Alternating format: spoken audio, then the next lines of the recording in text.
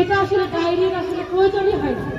শুধু আমরা এই জন্য অনেকে বলে ডায়েরি গায়ে লেখা ডায়েরি দেয় না, এটা কেমন ধরনের। কিন্তু আমরা আসলে কি ডায়েরি থেকে কি খাতাটা কি কম নাকি?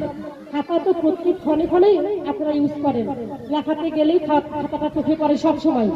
ডায়েরিটা একটু তো ভুলে গেলেও খাতা তো ভুলে যায় না, প্রতিটা সময়ে পড়ার সময়ে খাতাটা কিন্তু দেখা হয়।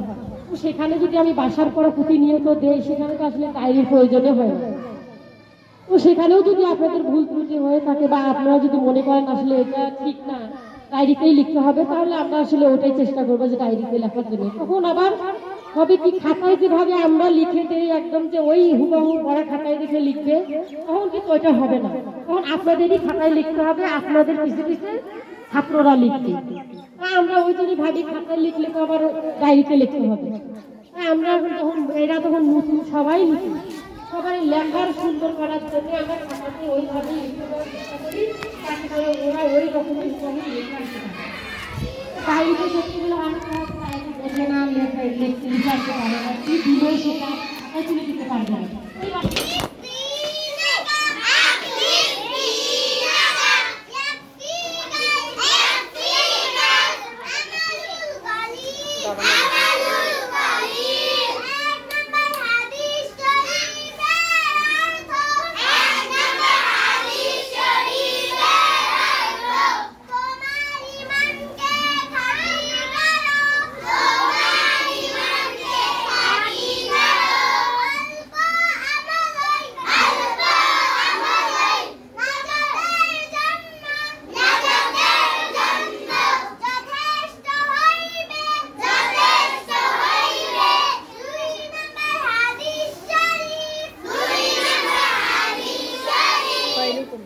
خيركم